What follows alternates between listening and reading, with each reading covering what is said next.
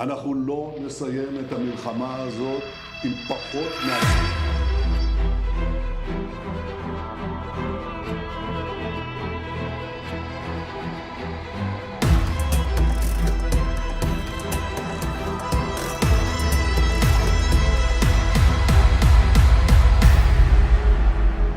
Welcome to the USS Global YouTube channel.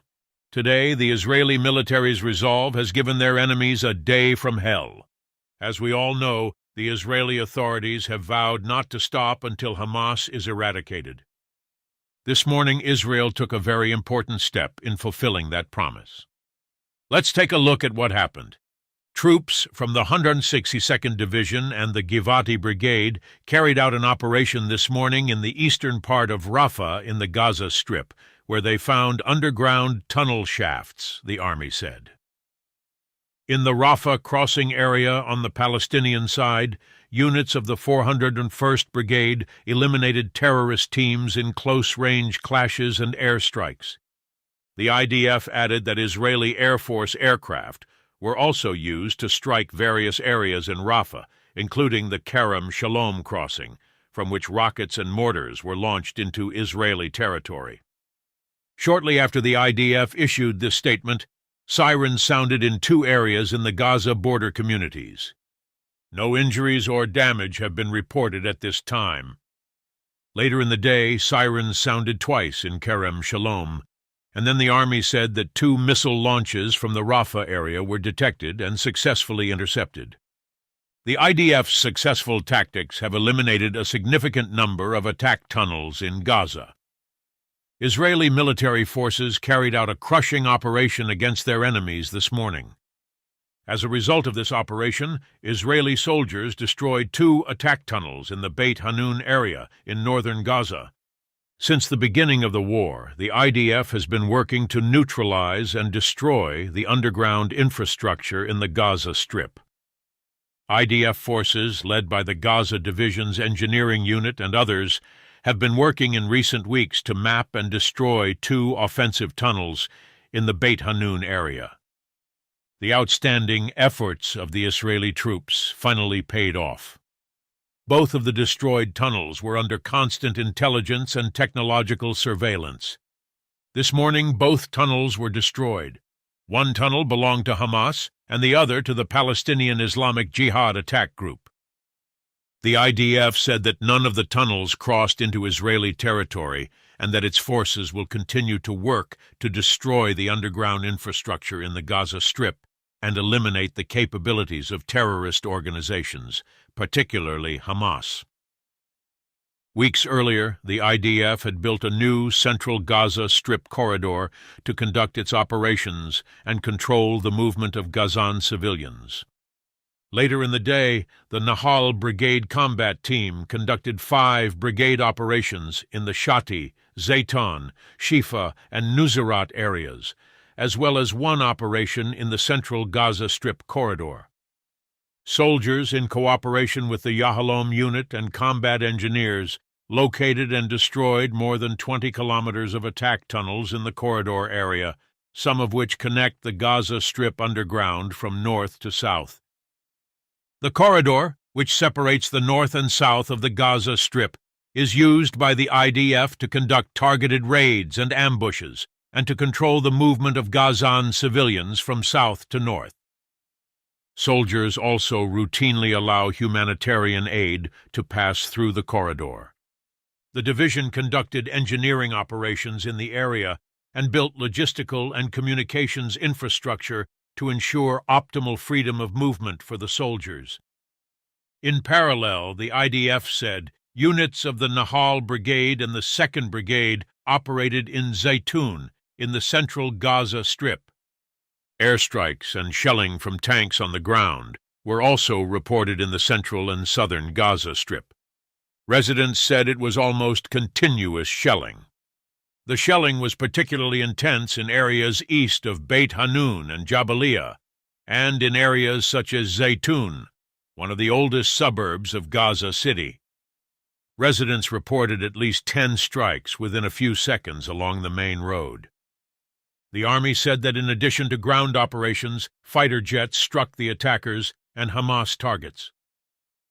Of particular note was a booby-trapped building with many weapons. Throughout the Gaza Strip, warplanes also struck Hamas targets, including buildings used for anti-tank fire and tunnel shafts. IDF troops spotted an assault team emerging from a weapons depot in the middle of the Strip and heading towards them. The team was then attacked by an airplane. Shortly thereafter, the warehouse and an attacker from the team were attacked by warplanes and helicopters. The IDF said that over the past day, IAF jets and aircraft struck and destroyed a total of some 40 terror targets along the Strip. The targets included military buildings, strike teams, observation positions, and additional military infrastructure. Meanwhile, Israel launched new attacks in the Gaza Strip after negotiators seeking a long-standing ceasefire agreement left talks in Cairo without a deal. Journalists in the Gaza Strip witnessed artillery shelling on Rafah, on the territory's southern border with Egypt earlier today, while eyewitnesses reported airstrikes and clashes further north in Gaza City.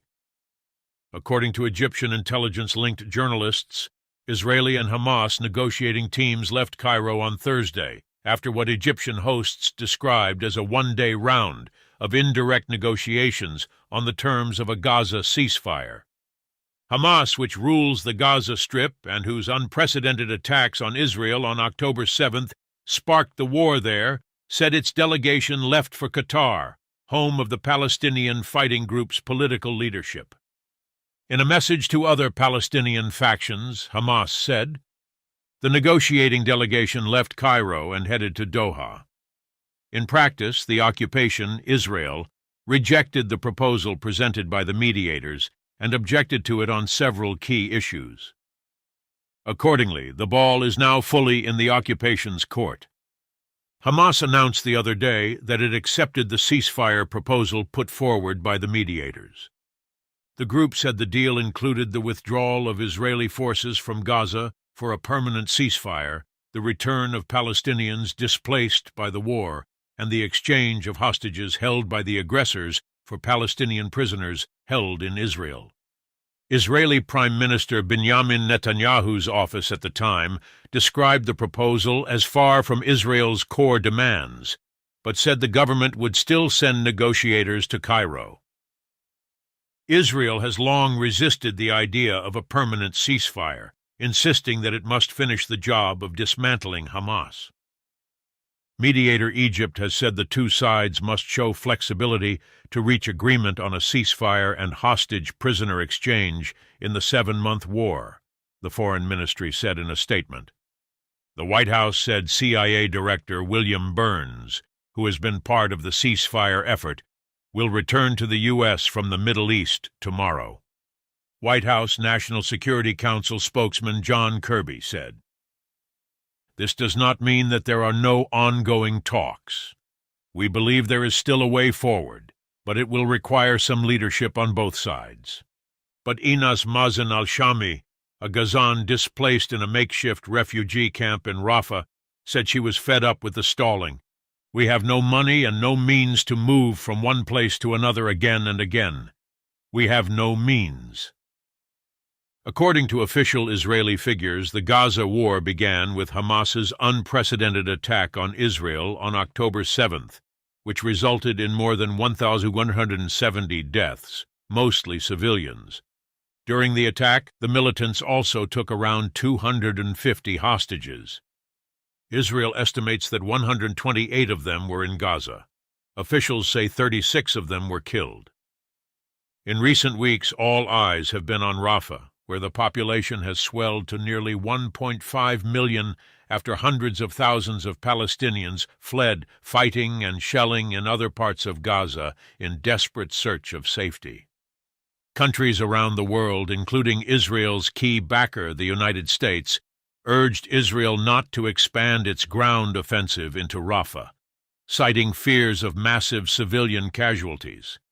But Israel insists that it must send ground troops into the city, where it claims senior Hamas military leaders are hiding, to achieve its war aims.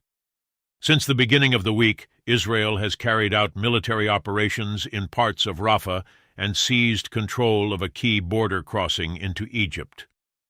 This has led to condemnation from aid groups that rely on this crossing to send aid to the region. U.S. President Joe Biden issued his sternest warning yet to Israel since the start of the war, saying the U.S. would halt arms supplies to Israel if Israel carried out its long-threatened ground offensive. Biden said, "If they go into Rafah, I will not supply the weapons used to fight the cities. We will not supply the weapons and artillery shells that are being used." In Israel's first reaction to Biden's threat, UN Ambassador Gilad Erdan called it a very disappointing statement. Prime Minister Benjamin Netanyahu did not respond directly to the U.S. threat, but he said in a statement that if we have to stand alone, we will stand alone. This has become his refrain over and over again in recent days, as international and domestic criticism of his handling of the war has intensified. The Israeli military said it had reopened Kerem Shalom, another aid crossing into Gaza, as well as the Erez crossing into northern Gaza. But Andrea De Domenico, head of the UN Humanitarian Office in the Palestinian territories, said military activity at Kerem Shalom made civilian aid delivery almost impossible. The closure of the Rafah crossing, the only crossing point equipped for fuel delivery, has effectively halted aid operations, she said. Andrea De Domenico continued, "There are no fuel stocks in Gaza. This means no movement. This completely disrupts humanitarian operations." Felipe Lazzarini, head of UNRWA, announced that the agency has closed its East Jerusalem headquarters after recent attacks by Israeli extremists put its staff at serious risk. Lazzarini said the compound will remain closed until proper security is in place. The Cypriot government said a U.S. container ship loaded with aid for Gaza left Cyprus for a new trial run of a maritime corridor to deliver aid to the besieged Palestinian territories. U.S. military engineers are building a temporary jetty to unload aid supplies, but the work has been delayed by rough seas. U.S. Secretary of State Antony Blinken said the jetty would significantly increase the volume of aid reaching Gaza, but that it was not a substitute for greater land access through Israel. Meanwhile, the UN General Assembly yesterday overwhelmingly adopted a resolution calling for greater rights and privileges for Palestine and urged the Security Council to positively reconsider Palestine's request to become the 194th UN member. In Gaza, fierce clashes between Israeli troops and Palestinian attackers on the outskirts of the southern city of Rafah have made aid crossings inaccessible, a UN humanitarian official said. Without more aid, the World Food Program will run out of food to distribute in southern Gaza by tomorrow. The UN estimates that around 110,000 people have fled Rafah to other parts of the besieged territory. Some 1.4 million Palestinians, more than half of Gaza's population, had sought refuge in the city.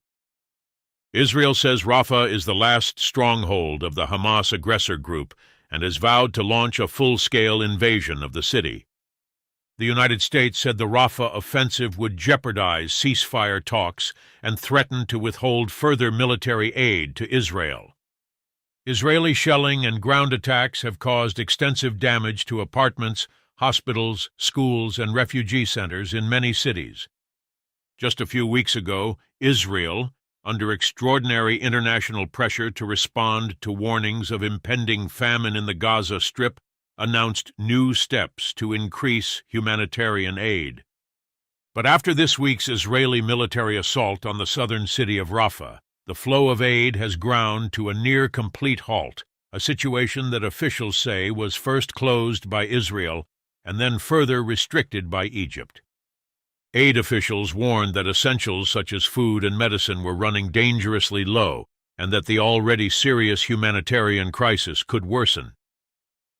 Hamish Young, UNICEF's senior emergency coordinator in Gaza, said, "I have never been involved in such a devastating, complex, or unstable situation."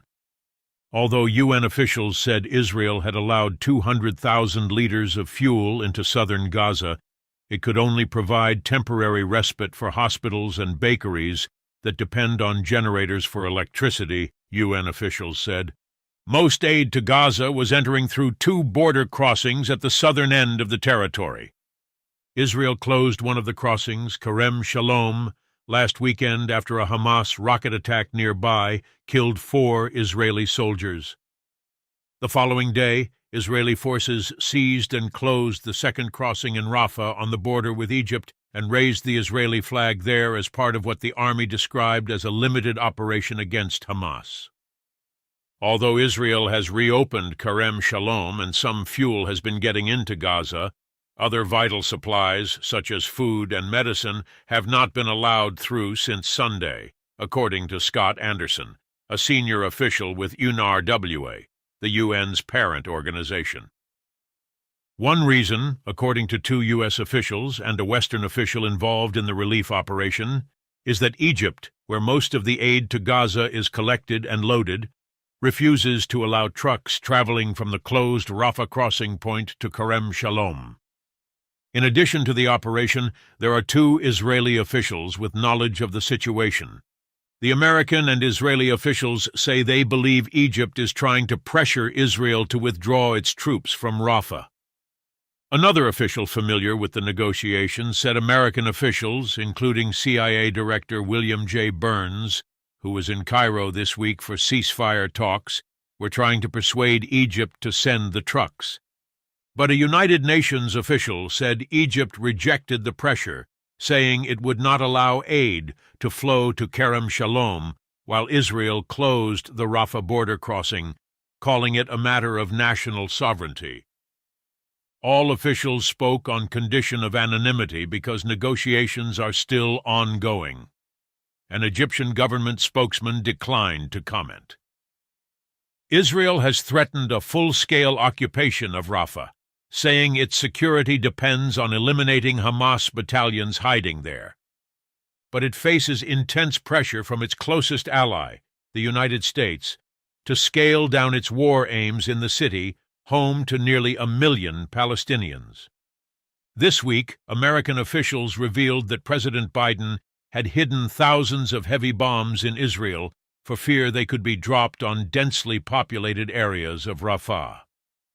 Egypt, too, has become increasingly uneasy about Israel's operation in Rafah, partly because of deep fears that it will push Palestinian refugees into Egyptian territory.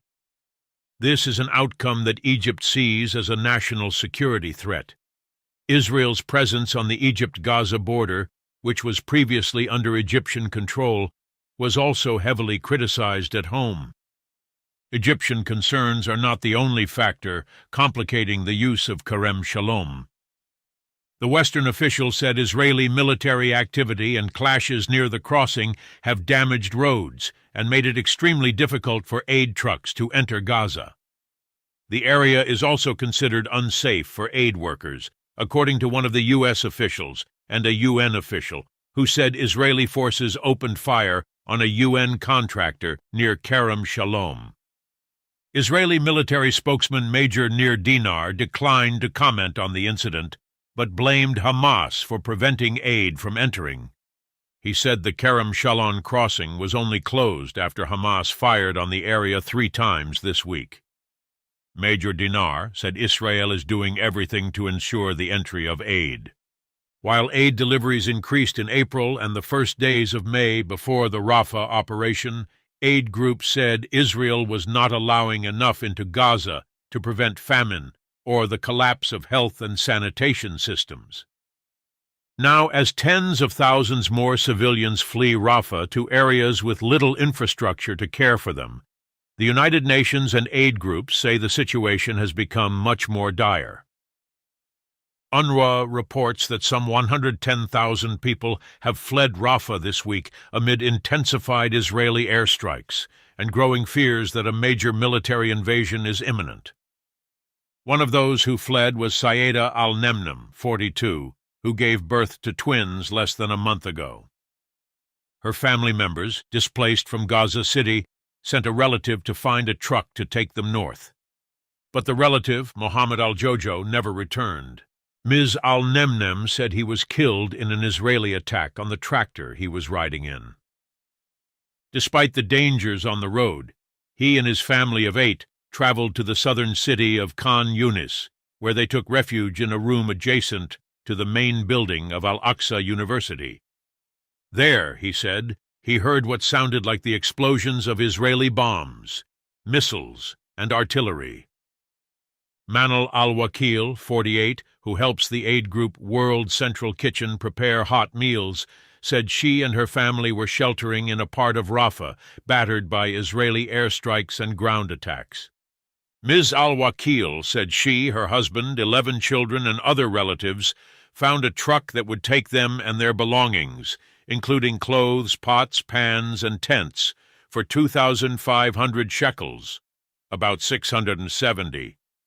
They left Rafah around midnight and traveled north in hundreds of tuk-tuks, trucks, cars, and donkey carts with other displaced families and their belongings. When they left Rafah, they stopped at schools and other buildings to look for accommodation. But they were all full. Others could not find shelter. As we can see, the Palestinian people are now trying to survive in real misery. This war has forced civilians to suffer just like in the Hunger Games trying to survive. We hope that the settlement process will take place as soon as possible. Thank you for tuning in.